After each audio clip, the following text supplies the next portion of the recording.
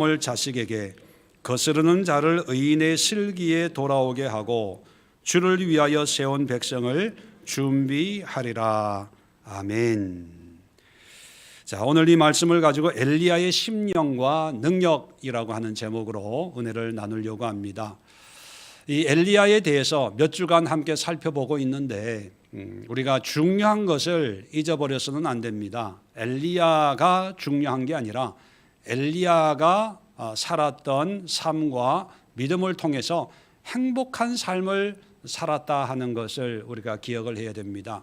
왜냐하면 엘리야를 우리가 상고하고 있는 이유는 엘리야가 가지고 있는 어떤 영적인 능력을 본받고 싶어서가 아니라 바로 행복한 신앙생활이 무엇인가, 또 어떻게 해야 행복한 신앙생활을 할 수가 있을 것인가를 살펴보기 위함입니다.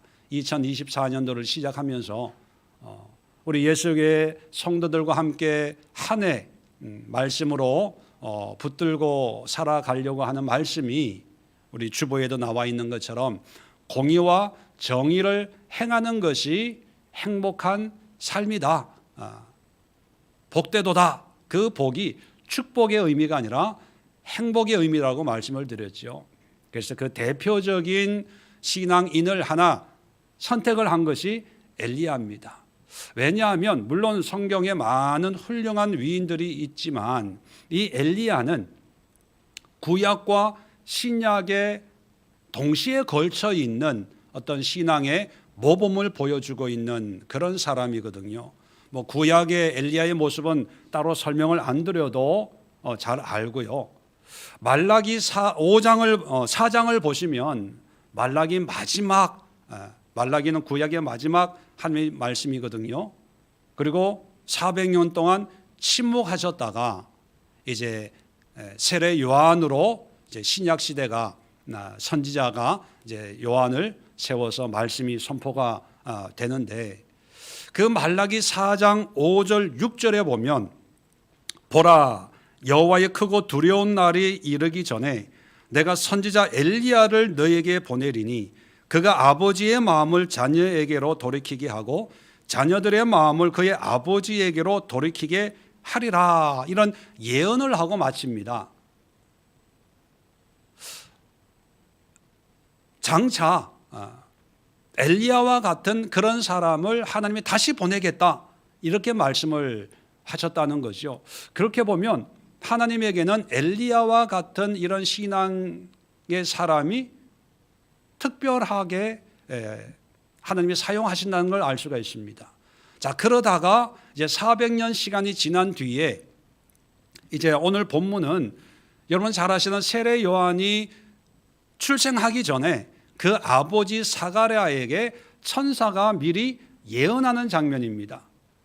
이 아들이 태어날 텐데 그 아들의 삶에 대해서 쭉 예언적으로 얘기를 하다가 17절에 오면 엘리야의 심령과 능력으로 주 앞에 먼저 와서 아버지의 마음을 자식에게 거스르는 자를 의인의 실기에 돌아오게 하고 주를 위해 세운 백성을 준비하리라.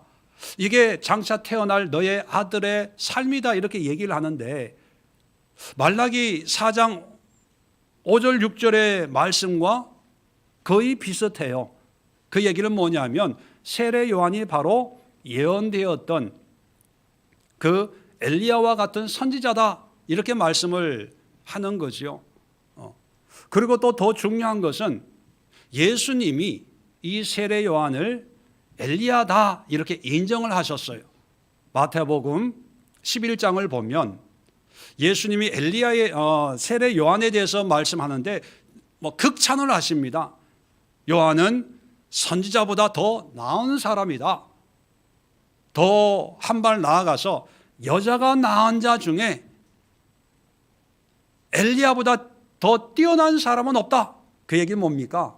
엘리야가 최고의 사람이다. 그리고 14절에 오리라 한 그 엘리야가 바로 이 사람이다 라고 아주 확정을 합니다. 자, 그렇게 보면 엘리야는 구약에 활동했고 또 마지막 선지자가 예언했고 그리고 신약 시대의 세례 요한으로 그 신앙이 개성이 되고, 또 하나 더 의미를 부여하자면 예수님이 공생애 활동을 하실 때 변화산에 이제 변화되는 그런 모습에 모세와 엘리야가 예수님과 함께 정담을 나누는 그런 모습을 제자들이 보게 되는 그런 사건도 있습니다. 그렇게 보면 이 엘리야라고 하는 이 존재가 성경 전체에 특별한 의미를 주고 있다는 것입니다. 그렇다면 엘리야의 어떤 특별한 신앙의 모습이 우리 지금까지 우리가 살펴본 것처럼 엘리야의 삶을 시내산, 호렙산을 기준으로 해서 하나님을 대면하기 전의 모습, 그 모습은 어떤 모습이었습니까? 한마디로 얘기하면 갈멜산 꼭대기의 모습. 기도하면 가뭄이 오고, 기도하면 비가 오고, 기도하면 하늘에서 불이 떨어져 가지고 제단에 제물을 한순간에 다 태워버리는 그런 능력의 엘리야의 모습. 그리고 시내산에서 예수님을 만난, 하나님을 만난 뒤에 엘리야의 모습은 어떻습니까? 그런 능력이 나타나는 게 아니라 어떤 성경 무대에서는 사라지지만 그 존재감은 없어지는 것 같지만 하사엘에게 기름을 붓고 예후에게 기름을 붓고 엘리사에게 자기를 대신하는 선지자로 기름을 붓고, 그리고 열왕기하 2장을 보면 가는 곳곳마다 선지자의 제자들을 세워서 사람들을 양육하는 그런 모습을 우리가 보게 되지요. 자, 이런 아주 어떻게 보면 극단적인 차이가 나는 이런 비포와 애프터의 엘리야의 모습을 우리가 보면서 과연 엘리야의 심령과 능력이라고 할 때 비포, 다시 말해 갈멜산 꼭대기의 모습일까? 아니면 후반의 모습일까? 여러분은 엘리야의 심령과 능력 할 때 어떤 모습을 떠오릅니까? 전반부입니까? 후반부입니까? 이제 함부로 이제 대답을 못해요. 저도 그랬고 아마 여러분도 그랬을 거예요. 엘리야 하면 거의 대부분이 전반부, 갈멜산의 그 모습을 떠올립니다. 그리고 청년 때 저도 은혜 받을 때 주여 갈멜산의 능력을 나에게도 부어주세요. 불같은 능력을 나에게 부어주세요. 엘리야의 영성을, 나도 이 사탄 마귀와 싸워서 이길 수 있는 그런 능력을 나에게 주세요. 이렇게 기도한 적이 있습니다. 그리고 엘리야 하면 전반부만 떠오르고 후반부는 잘 몰랐어요. 또 관심도 안 가지고 아마 저도 그랬던 것처럼 아마 여러분 중에도 지금 또 그런 엘리야의 이미지를 가지고 있는 분들이 있을 것입니다. 그런데 여러분, 결론적으로 말씀 우리가 지금까지 나눠서 알겠지만 그런 불같은 능력, 갈멜산 꼭대기의 신앙과 삶의 결과는 뭐였어요? 영적 침체였어요. 요즘 심리학적으로 얘기하면 우울증, 대인 기피증, 공황 장애 이런 진단을 받을 정도로 사람들은 박수를 보내고 겉으로 보기에는 멋있고 굉장하지만 속은 죽어가는 거죠. 병들어가는 거예요. 아마 요즘에 유명한 인기인들처럼 대중의 박수는 받고 겉에서 보면 화려한 것 같고 멋있는 삶을 사는 것 같지만 정작 본인 안에는 하루하루가 지옥 같은 삶을 사는 그런 모습과 똑같지 않을까 그런 생각을 합니다. 그런 삶에는 행복이 없어요. 로덴나무 밑에 앉아서 죽기를 구하는데 무슨 행복이 있겠습니까? 그런데 그의 삶의 후반 부분을 보면 그렇게 드러나지 않아요. 화려하지도 않아요. 대단한 어떤 능력을 펼치는 것도 아니지만 그래도 그의 엘리야의 마지막을 보면 죽음을 맛보지 않고 불말이 이끄는 불수레를 타고 하늘로 올라갔다는 이 모습 결과만 보더라도 엘리야는 후반 부분에 행복과 의미를 깨달았다는 거지요. 그렇다면 우리가 본받아야 될, 그리고 말라기 선지자를 통해서 선지자 엘리야를 보내겠다라고 말씀하시고 또 그 말씀의 성취가 세례 요한인데, 그 세례 요한의 출생에 앞서서 천사가 17절에 말하고 있는 것처럼 엘리야의 심령과 능력으로, 자, 우리 성경에는 심령, 어떤 마음적인 걸 이제 번역을 했는데, 원어 성경을 보면요, 푸뉴마예요. 푸뉴마가 뭡니까? 성령, 영이에요. 그러면 원어적으로 이해를 하면 엘리야에게 임했던 성령과 능력으로, 이런 의미라는 거죠. 그럼 엘리야에게 임했던 성령과 능력이 세례 요한에게도 그대로 적용이 됐다는 건데, 그러면 엘리야의 영 그리고 엘리야의 능력이 갈멜산 꼭대기일까요? 아니면 이름도 없이,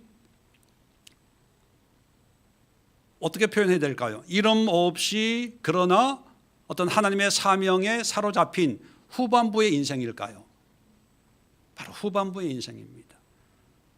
세례 요한, 여러분 잘 아시겠지만 세례 요한의 삶을 성경에서 소개하고 있는 그 삶을 보면 엘리야처럼 능력을 행했다 이런 이야기는 없어요. 기적을 행했다 이런 이야기도 없어요.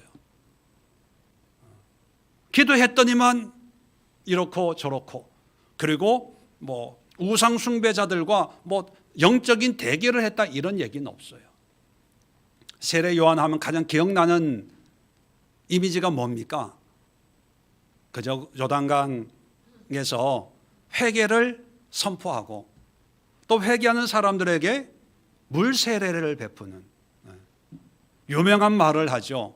나는 그저 광야에 외치는 자의 소리다. 그것만 보더라도 뭐 대단한 능력이 아니에요. 특별한 사람의 모습이 아니고 그냥 평범한데 그냥 좀 특별한 사람의 모습밖에 되지 않아요. 근데 성경은 그것이 엘리야의 스피릿, 엘리야에게 임했던 그게 성령이고 그것이 능력이다 이렇게 말씀하고 있다는 것입니다. 그래서 우리가 하나님의 의도, 성경을 바르게 알아야 바른 신앙을 가지지요. 잘못 알면 우리가 보고 싶은 대로만 봐서 갈멜산 꼭대기에 엘리야가 진짜 엘리야인 줄 알고 그런 능력과 은혜, 그것을 사모해요. 그리고 그렇게 그런 능력이 안 나타나면 신앙생활 잘못하고 있는 거라고 오해하기도 합니다. 반대로 엘리야의 삶의 후반 부분은 별로 능력이 없고 대단하지도 않고 세상이 알아주지도 않는 그런 신앙이라고 그냥 평가절하하게 되지요.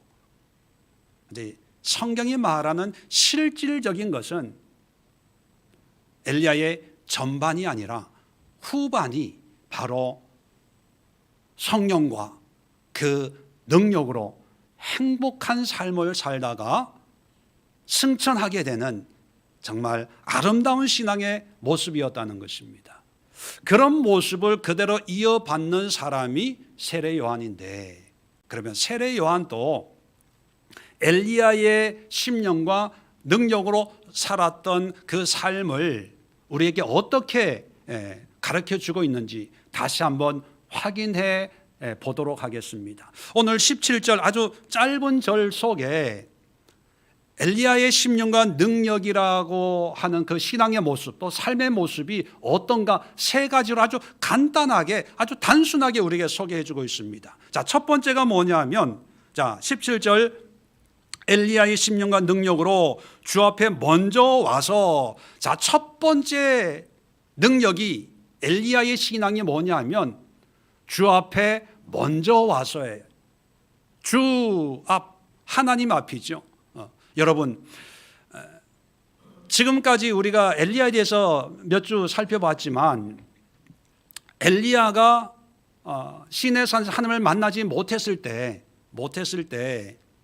엘리야의 모습을 보면 물론 하나님이 주신 말씀에 순종했지만 그 순종하는 그 과정이 뭐냐면 하나님을 드러내는 것이 아니라 누구를 드러내요?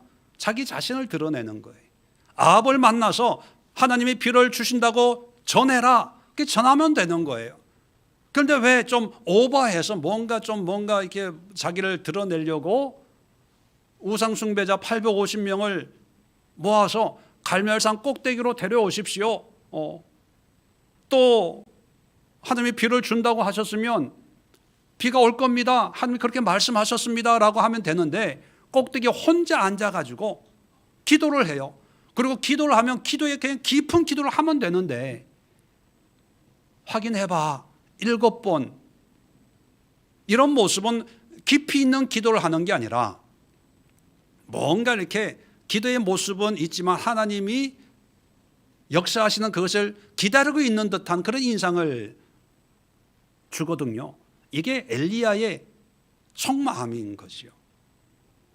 그러니까 하나님을 믿고 순종하지만 온전히 하나님께 100% 마음을 드리는 게 아니라 내 어떤 욕심, 욕망, 내가 그리고 싶은 나의 모습이 있는 거죠. 그런 모습에 하나님을 슬쩍 끼워 넣는 것. 그래서 우리가 엘리야 첫 시간에 엘리야의 MBTI 기억나십니까? MBTI. 그 결과가 뭐냐 하면 죽겠다. 삶의 의미가 없다. 영적인 침체, 어떤 영적 탈진에 빠지는, 다시 말하면 행복하지 않는 그런 삶의 결과가 그거라는 거죠. 자, 그 문제를 해결할 수 있는 게 뭐냐면 지난주에 엘리야의 ABC 기억납니까? A가 뭐였어요? Abiding, 머무는 거예요. 요한복음 15장 포도나무와 가지의 그 비유에서 포도나무에 가지가 붙어 있으면 그냥 열매를 내가 맺고 싶어서 안달복달 안 해도 때가 되고 계절이 돌아오면 저절로 열매가 맺히는 거예요. 붙어 있는다, 거한다, 그것이 abiding, 헬라어로 메노라고 말씀을 드렸습니다. 엘리야의 삶, 엘리야의 영성, 엘리야의 능력이라는 게 뭐냐면요, 갈멜산 꼭대기가 아니라 하나님 안에 머무는 거예요. 세상의 인기나 세상의 평가나 세상이 나를 바라보는 그 환호, 이것이 나를 행복하게 하고 나의 신앙을 의미 있게 하는 것이 아니라 내가 하나님 안에 머무는 것. 그래서 세례 요한도 엘리야의 심령과 능력으로 살 텐데 이 세례 요한도 첫 번째가 뭐냐면 주 앞에 먼저 와서 우선순위가 하나님이라는 거예요. 여러분, 우리는 무슨 성령으로 뜨거워지고 무슨 능력이 나타나고 이것을 단순히 은사적인 것, 드러나는 이런 것이 능력이다라고 생각하는데, 여러분, 하나님에게는요 가장 큰 능력이 뭐냐면 내 안에 머무는 거예요. 근데 문제는 하나님은 이것을 능력이라고 생각을 하는데 정작 우리는 그게 능력이라고 생각해요, 안 해요? 안 해요. 그러니까 별로 가치를 안 두는 거예요. 아마 여기 앉아 계신 분들도 아마 오늘 바쁜 일 있을 거예요. 박성규 집사님 같은 경우에는 빨리 회사 나가서 일해서 돈 벌어야 되는데, 그죠? 지금 이렇게 앉아가지고 이렇게 여유 있게 앉아 있을 시간이 아닌 거예요. 지금 기기도 고쳐야 되고, 그래서 바이어도 만나야 되고, 예배 드리고 있는 거예요. 그런데 예배 드릴 때 우리가 그래, 모든 세상의 어떤 일보다 하나님 앞에 예배하고 하나님과 함께하고 하나님 안에 머무는 것이 어떤 능력보다 가장 큰 능력이고 이것이 성령의 은혜야, 이런 가치에 대한 확신이 있으면요, 일은 태산같이 있지만 예배 드리고 있는 이 시간이 기쁘고 즐겁고 행복해요. 그리고 저 설교에도 말씀 한 구절 한 구절이 꿀과 꿀송이처럼 단 거지요. 그런데 반대로 이 하나님 안에 머무는 이 의미를 모르면 빨리 끝나야 되는데 왜 목사님 한 얘기 또 하고 한 번 하면 다 알아듣지 뭐 자꾸 반복해, 급해 죽겠는데. 준비 찬양도 한 곡 하고 하지 뭐 세 곡이나 하고 또 끝난 줄 알았는데 또 반복하네. 빨리 끝내. 그렇게 되는 거죠. 여러분, 착각하면 안 돼요. 하나님의 스피릿, 영과 그 성령이 주는 능력이 뭔가 기적과 이적을 베푸는 그런 삶으로 나타나야만 되는 게 아니라, 물론 그렇게 해서 역사하시죠. 그냥 그것은 특별한 사람들에게 은사적으로 역사하는 거고, 모든 사람, 모든 성도들 예외 없이 모든 믿는 자에게 하나님이 주시는 은혜와 능력은 뭐냐 하면, 하나님 안에 세상의 어떤 일보다 먼저 우선적으로 귀한 것을 알고 거기에 머무는 게 능력이에요. 다른 교회에 있을 때마다 말씀드리지만, 내가 있을 자리에 그 자리에 끝까지 하나님 안에 머무는 게, 이게 세상의 어떤 능력보다 더 뛰어난 능력이다. 갈멜산 꼭대기에 있었던 그 엘리야의 능력보다 하나님 안에 머무는 능력이 훨씬 크다는 거예요. 그래서 여러분, 엘리야를 성경에서 얘기할 때 갈멜산 꼭대기의 모습은 한 번도 언급을 안 해요. 물론 야고보서에 언급을 하지만, 우리와 똑같은 성경이지만 3년 반 동안 가뭄이 들었을 때 기도했더니만 비가 왔다, 뭐 이 언급은 있어요. 근데 그 의미를 해석도 좀 특별한데 오늘 뭐 그 시간은 없고요.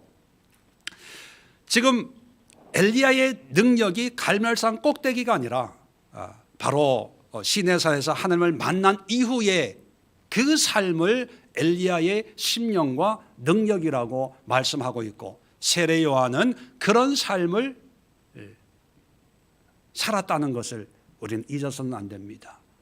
두 번째, 엘리야의 심령과 능력이라고 하는 것이 어떤 모습이냐?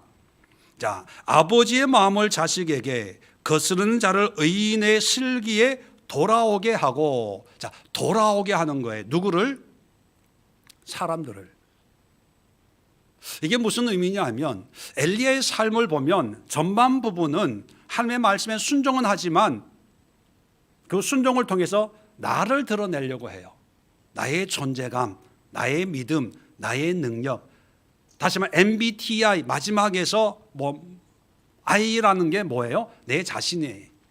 나를 드러내려고 하다 보니까 본인 스스로는 이런 결론을 내리는 거죠. 나만 홀로 남았습니다. 다른 사람은 안 보이는 거예요. 왜냐하면 관심이 나에게 집중되어 있으니까. 그런데 엘리야의 후반 부분을 보면 하나님이 세 가지 사명을 주시죠. 아주 재미있는 사명을 줍니다. 그래서 뭐냐면, 하사엘, 이것도 이스라엘 왕도 아니에요. 아람 왕, 이방 나라의 왕에게 기름을 부어서 왕이 되게 하고, 또 예후에게 기름을 부어서 이스라엘 왕이 되게 하고, 또 엘리사에게 기름을 부어서 너 대신에 선지자가 되게 하라. 아주 뜬금없는 이런 말씀을 하고 끝. 이게 무슨 의미냐면, 지난 시간에 말씀드렸지만, 나에게 집중되어 있는 그 관심을 이제 다른 사람에게 돌리라는 거예요. 브로드웨이, 넓은 안목으로 바라보라는 거죠. 엘리사의 능력, 엘리사의 영성, 엘리사의 심령이라는 게 뭐냐 하면, 엘리야. 뭐냐 하면, 나의 문제, 나의 기도 제목, 나의 신앙, 내 문제, 내 직장, 내 가정, 내 자녀, 여기에만 매몰되지 말고 다른 사람들, 아버지와 자식, 이건 아버지는 하나님을 비유하는 거고, 자식은 이스라엘 백성들을 얘기하는 거죠. 다른 사람들이 하나님 앞에 돌아와서 바른 관계를 맺도록 하고, 또 거스르는 자를 의인의 슬기에, 거스른다는 것은 하나님의 뜻에서 벗어났다는 거예요. 의인의 슬기는 뭡니까? 믿음의 사람이라는 거죠. 이게 하나님 뜻과 관계없이 사는 사람들을 믿음의 사람들이 될 수 있도록 그런 지혜와 총명으로 돌아오게 하라는 거예요. 다시 말하면 다른 사람들에게 관심을 가지라는 거예요. 이게 능력이라는 거죠. 우리는 내 문제에 집중해서 내가 응답받고 내가 능력받고 내가 하나님의 은혜 가운데 사는 것, 그것도 참 보람 있고 의미가 있습니다. 그런데 하나님 안에 머무는 것이 공의의 관계라면 다른 사람들에게 관심을 가지고 그 관심이 단순히 어떻게 사냐의 문제가 아니라 신앙적인 관심으로, 말씀이 없고 믿음이 없이 세상 속에 사는 그 사람들에 대해서 애통히 여기는, 우리가 팔복을 얘기할 때 그죠? 거기도 나옵니다. 애통히 여기는 자가 위로를 받을 것이다. 복이 있나니 애통. 이 애통은 누구에 대한 애통이었어요? 내 자신입니까? 아니, 물론 내 자신도 애통하지만 하나님을 모르고 사는 다른 사람들에 대한 그 애통이거든요. 그런 사람이 복이 있는 거예요. 행복한 거예요. 내 문제에 매달리면요, 문제가 해결되면 감사하죠. 그런데 그 감사가 오래 가지 않아요. 우리도 체험하고 있잖아요. 저 음식 먹으면 맛있겠다. 먹어요. 근데 저녁 때가 되면 또 뭘 먹어야 돼. 그래서 제가 나이 들면서 뷔페를 갈 일도 없고 가고 싶은 생각이 없는 게 뭐냐면, 먹을 때는 먹지만 때가 되면 꼭 또 다른 걸 찾아야 되거든요. 그게 허무하다는 생각이 들어요. 그렇다고 전혀 안 가는 건 아니니까 가실 일이 있으면 연락 주십시오. 사람의 욕심이라는 게 한계가 있고, 나의 기준으로 하고 싶다, 누리고 싶다, 이랬으면 좋겠다 하는 건 늘 한계가 있어요. 그 한계에 사로잡히다 보면 끊임없이 나의 욕망에 끌려다니다가 인생이 끝나는 게 아닌가, 그런 생각이 듭니다. 그런데 성경은 나의 문제를 해결하는 게 능력이 아니라 나의 문제는 하나님 앞에 맡기고 하나님과의 공의의 관계에서 먼저 하나님께 가서 맡기고, 그 다음에 우리의 눈은 다른 사람들, 엘리야 같은 경우에는 이제는 하사엘에게도 좀 관심을 가지고 예후에게도 관심을 가지고 엘리사에게도 관심을 가지고, 나중에 이제 열왕기하 2장에 엘리야가 이제 승천하기 전의 모습을 보면 가는 곳곳마다 선지의 제자들이 있는 걸 봅니다. 제자들이 있다는 것은 어떤 의미일까요? 많은 사람들을 훈련시키고 있다는 거죠. 그런 삶이 능력이고 그런 삶이 행복한 거예요. 하나님께서 우리에게 공동체를 주신 이유가 나에게만 관심을 가지고 내 믿음 내가 가지고 나와 하나님과의 관계로 끝, 이거였다면 공동체가 필요 없었을 거예요. 왜? 각자 흩어져서 내 믿음 내가 가지고 기도하고 응답받고 그렇게 신앙생활을 하면 되지, 왜 굳이 이런 공동체가 필요했을까? 그죠? 근데 하나님은 구약 시대의 공동체예요. 신약 시대에도 공동체입니다. 지금 또 공동체고요. 하나님은 공동체를 통해서 뭔가 이루시는 분인데 왜 하나님은 한결같이 공동체를 우리에게 허락해 주셨을까? 그것은 공동체를 통해서 나만 생각하지 말고 너도 생각해 보라는 거죠. 이웃도 보살피라는 거예요. 다른 사람도 바라보고 다른 사람과의 관계에서 정의를 행하라는 것입니다. 그래서 공의와 정의를 행하는 사람이 행복한 삶이에요. 믿음만 얘기하는 사람은 행복하게 보일 뿐이지 끊임없는 기도 제목에 매여가지고 의무적으로 책임감 가지고 신앙생활 하다가 무거운 짐처럼 여기는 거죠. 그런데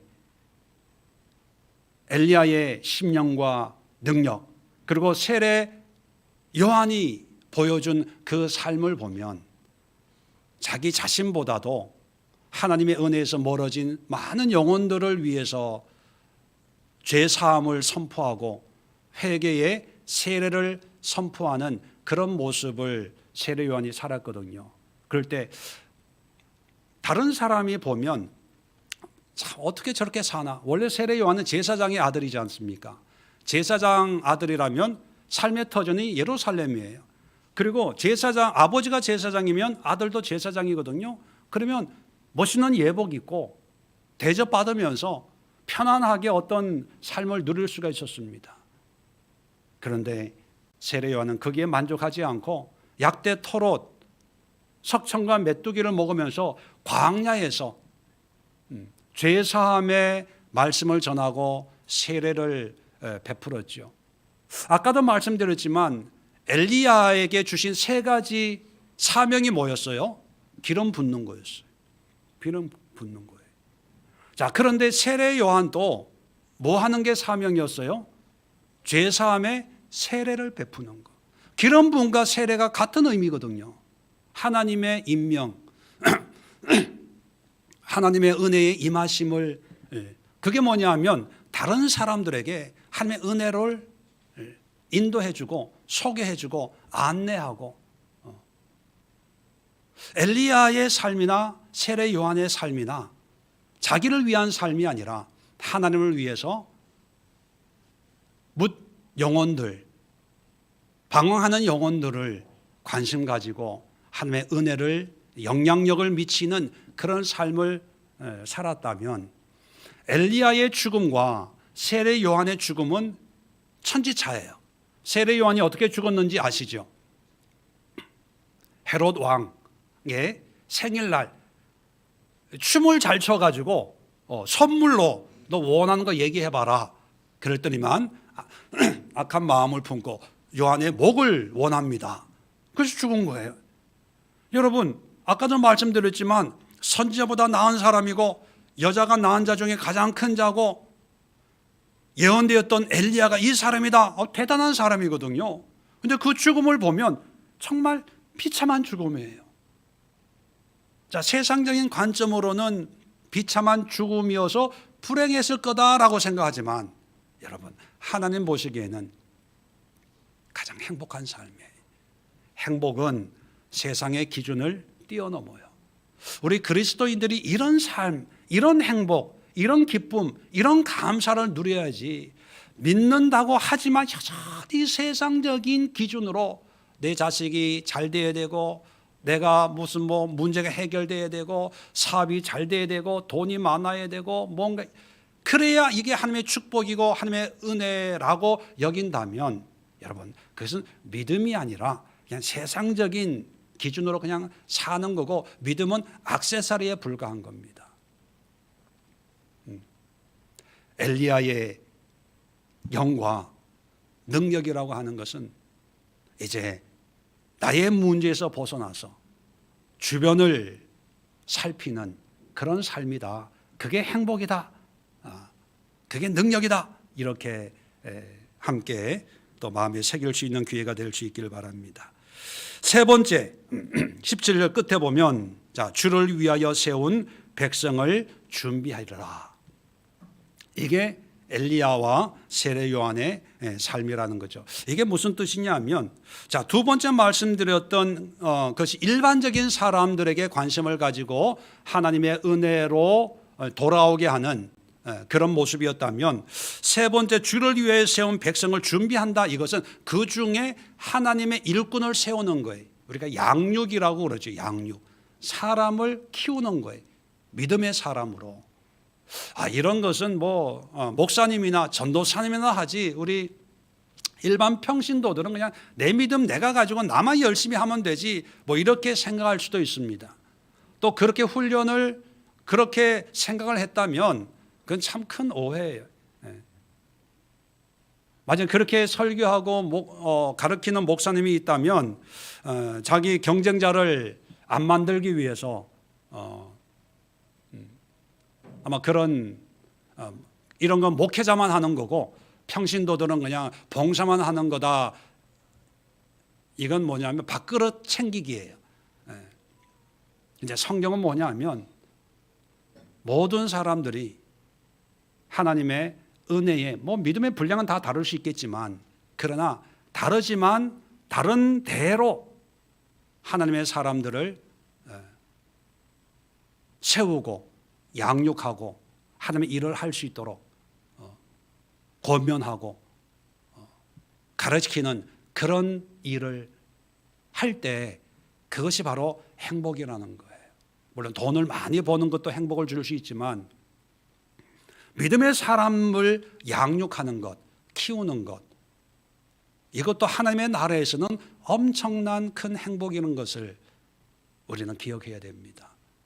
왜냐하면 오늘날의 세상은 행복의 기준이 세상적인 거기 때문에 이런 삶이 행복하냐? 내가 왜 굳이 그렇게 해? 내가 그렇게 사람들에게 관심 가지고 굳이 그렇게 신앙생활 할 필요가 있어? 이런 사고가 일반적인 그런 시대가 되어버린 거예요. 오늘날은 누가 나에게 관심 가져주는 것도 불편해하고 또 관심을 준다는 그 자체도 별로 달가워하지 않는 그런 시대가 됐습니다. 말 한마디 하면 잔소리한다고 받아들이고 또 뭔가 이렇게 가르치려고 하면 꼰대 아니야? 이렇게 여기고 또 뭔가 이렇게 좀 강하게 하면 또 갑질한다 이런 표현을 그냥 일반적으로 사용하기 때문에 이제 서로 대면 무관심으로 그렇게 사는 것이 서로가 편하고 그것이 요즘의 세상이 이렇게 여겨지는 시대에 우리가 살고 있기 때문에 우리 신앙 안에서도 그렇게 돼야 된다고 생각하는 거예요. 그래서 교회 안에서는 인사하고 헤어지면 집이 어딘지도 모르고 어떻게 사는지 그건 개인적인 프라이버시 문제지 왜 그런 걸 물어봐요?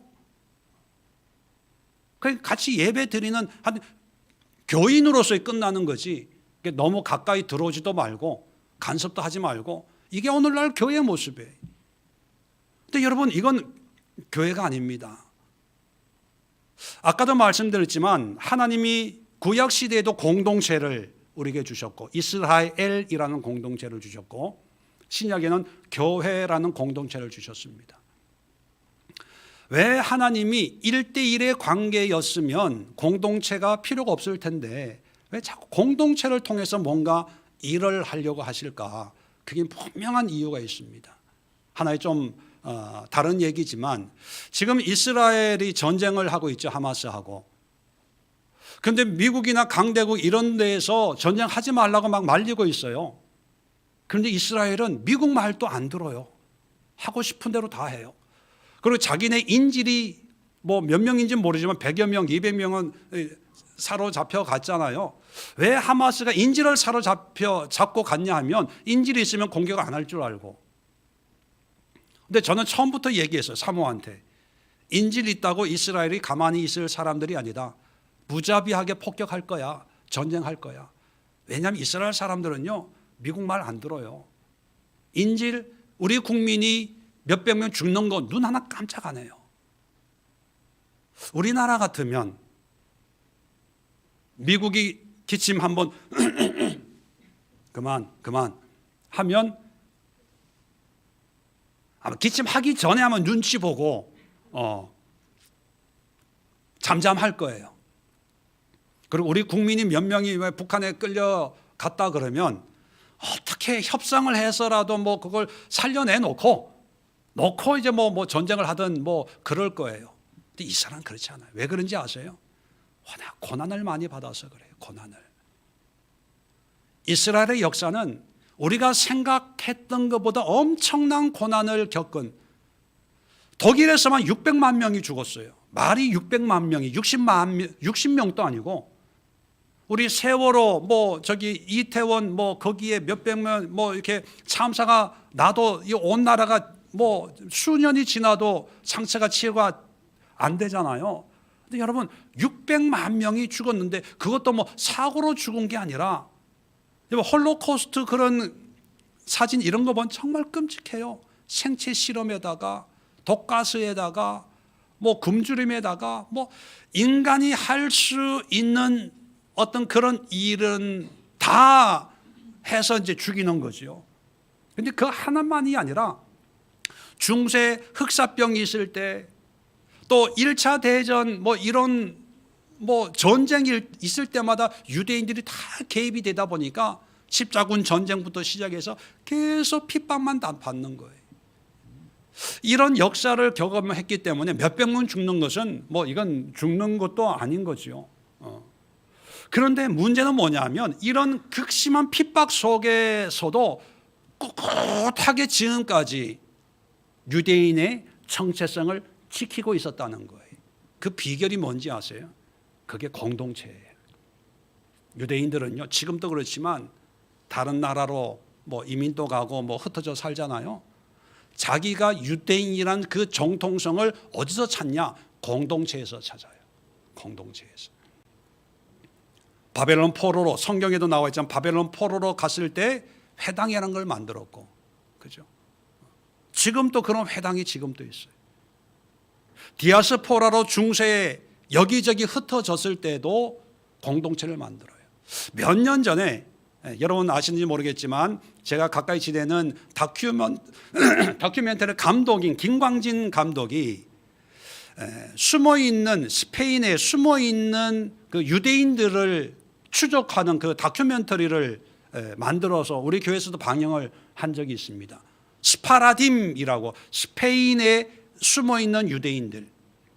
그게 뭐냐면 중세 때 스페인 유럽은 다 교황이 지배하던 나라였거든요. 교황 카톨릭에서 유대인들을 볼 때 이건 원수예요. 왜? 카톨릭이 믿는 하나님을 죽인 종족이니까. 그래서 중세 때 유럽에서 극심한 핍박을 받았는데 그 스페인에서도 핍박을 받았어요. 그래서 스페인 국왕이 유대인들을 모아놓고 개종을 하든지 3일 안에 우리나라를 떠나라. 그래서 떠난 사람도 있고 떠난 사람도 있고 떠날 수 없는 사람도 있잖아요. 근데 개종을 안 하면 이제 죽이니까 마녀 사냥으로 죽이니까 거짓말로 개종을 해요. 그 거짓말로 개종한 사람들을 스페인에 살고 있는 유대인들을 스파라딤이라고 부르는 거죠.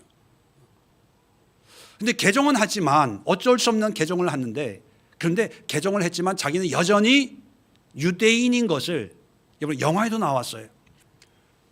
집 들어가는 입구 벽돌이나 문 대문 이런데 유대인이라는 흔적을 비밀번호 뭐 기호처럼 암호처럼 그래서 유대인들로서 같이 모이고 이런 걸 못하지만 그런 암호 문자나 기호 이런 거를 보면서 아 우리는 공동체야. 여러분 거짓말로 개종을 했다 하더라도 우리는 유대인 공동체야라고 하는 공동체 의식을 그 삶 속에 구석구석 새겨놓고 같이 살고 있었다는 거예요. 그런 사람들이 지금 알리야라고 이게 귀환하는 이스라엘로 이제 돌아가고 있는 거죠. 그러다 보니 그런 사람들을 수용할 수 있는 정착촌을 이제 확장해야 되다 보니까 이제 팔레스타인하고 이제 문제가 생기게 되는 거죠. 제가 말씀드리고 싶은 건 뭐냐면 그런 공동체가 한 사람 한 사람을 살리고 그 한 사람 한 사람이 그 공동체에서 서로 위로하고 권면하고 보듬어주고 품어주고 내 것이 아니라 우리의 것이라고 하는 그런 공동체를 통해서 유대인의 어떤 기상을 정체성을 끝까지 수백 년을 수천 년을 지키고 내려오다가 오늘날처럼 작은 나라지만 강대국과 당당하게, 미국이 뭐 지금 미국 대통령이 누구죠? 바이든이 대통령 뭐라 그래도 눈 하나 깜짝 안 하고 할 거 다 해요. 총 쏘고, 우리 같으면 상상을 못하는 그런 일을 저 사람들 하는 거예요. 뭐냐면 그게 뒤에 공동체, 유대인 공동체가 뒷받침하고 있다는 그런 자긍심이 있는 거죠. 그런 공동체가 오늘날은 에클레시아예요. 오늘날 교회가 에클레시아다는 생각을 하다 보니까 사람들은 교회 예배 출석하고 예배 드리는 것이 신앙생활 하는 거 아니냐, 그런 생각을 가집니다. 뭐 교회 출석 안 하는 것보다 훨씬 낫지만 중요한 것은 뭐냐면 교회라고 하는 것이 교회 출석, 예배 출석하냐 안 하냐 이게 의미가 아니거든요. 에클레시아라고 하는 것은 내가 없이 우리가 서로 삶과 신앙을 공유하면서 어떤 하나님의 자녀, 하나님의 백성, 하나님 나라의 국민으로 살고 있다는 어떤 영적인 공감대를 함께 나누는 그 공동체가 그게 에클레시아, 그게 교회거든요. 근데 오늘 시대가 바뀌다 보니까 그 교회의 개념이 그저 예배 드리는 곳, 예배 드렸냐 안 드렸냐, 예배 드리는 그 자체가 중요하니까 교제는 필요 없는 거죠. 그래서 큰 교회 같은 경우에는 그냥 뒤에 앉았다가 예배 끝나면 그냥 인사만 하고 오면 오늘 예배 드렸어, 나는 기독교인이야, 기독교인의 사명을 감당해서 바쁜 가운데 시간 내서 교회 가서 예배 드렸어, 이런 스스로의 위안을 삼고 신앙생활하는 분들이 많이 있을 겁니다. 그런데 죄송하지만 그것은 교회 생활이 아닙니다. 예배당 생활이지요. 진정한 교회 에클레시아는요, 삶을 나누고 하나님의 사람으로 서로 양육하는 거예요. 키우는 거예요. 주를 위하여 세운 백성을 준비하는 것, 이게 교회입니다.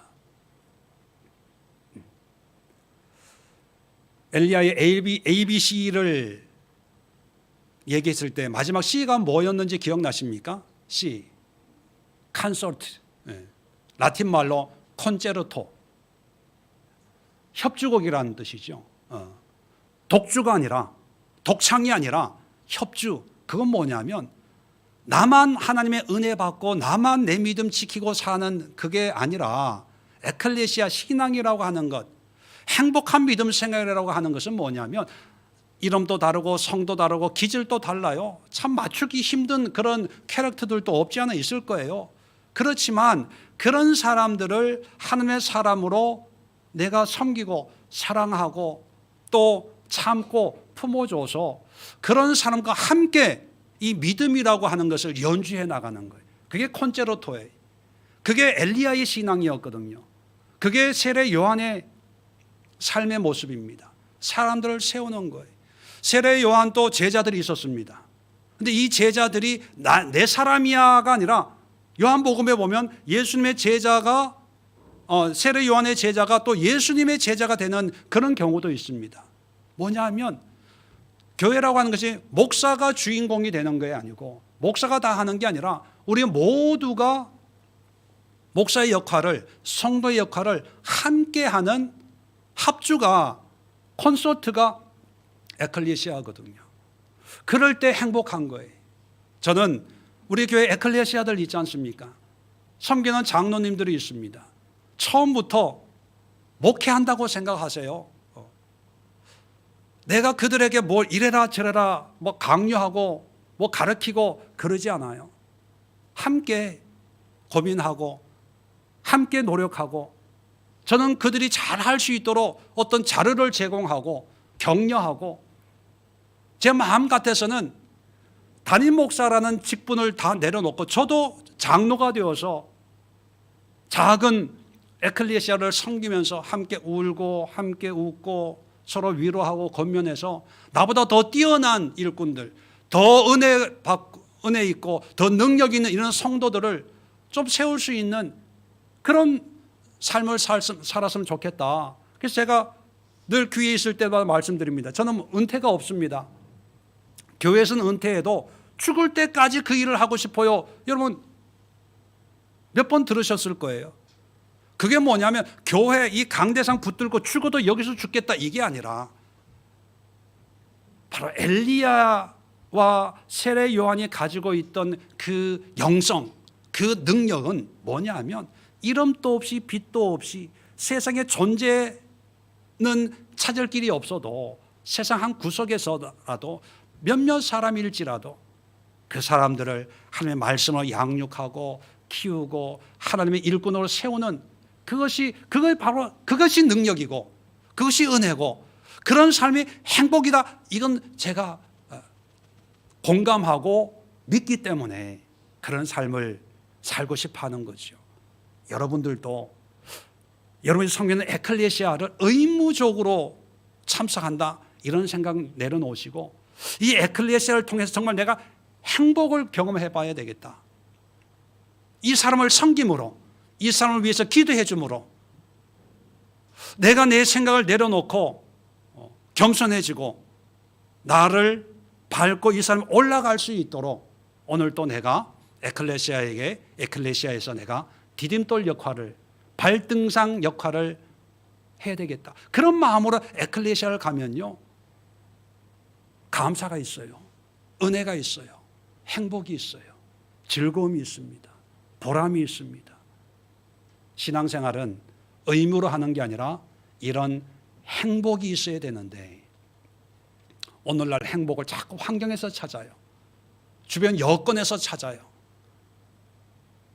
근데 그게 행복이 아니라 진정한 행복이 바로 엘리야의 영성, 엘리야의 능력이 바로 행복이다. 그 능력이 무엇인지를 오늘 다시 한번 세례 요한을 통해서 다시 한번 확인해 보는 그런 시간을 가지시고 우리 모두가 엘리야의 심령과 능력으로 행복한 삶을 사는 우리 예수의 모든 성도들 되시기를 주의 이름으로 축원을 드립니다. 기도하겠습니다. 좋으신 하나님 아버지 은혜와 사랑을 감사합니다. 공의와 정의를 행하는 삶이 행복이라고 하신 말씀을 붙들고 2024년을 시작했습니다. 그리고 엘리야의 삶을 통해서 무엇이 능력이고 어떤 모습이 진정한 믿음의 모습인가를 살펴보고 또 세례 요한의 삶도 살펴보았습니다. 그렇다면 이제 우리 각자의 삶 속에 어떤 믿음의 모습이 나타나야 되고 또 어떻게 적용이 되어야 될까 성령 하나님 우리 각자의 깨닫게 하시고 도전하게 하시고 실천하는 그래서 많은 풍성한 열매들이 맺혀질 수 있는 우리 성도님들의 삶이 되게 하여 주시옵소서.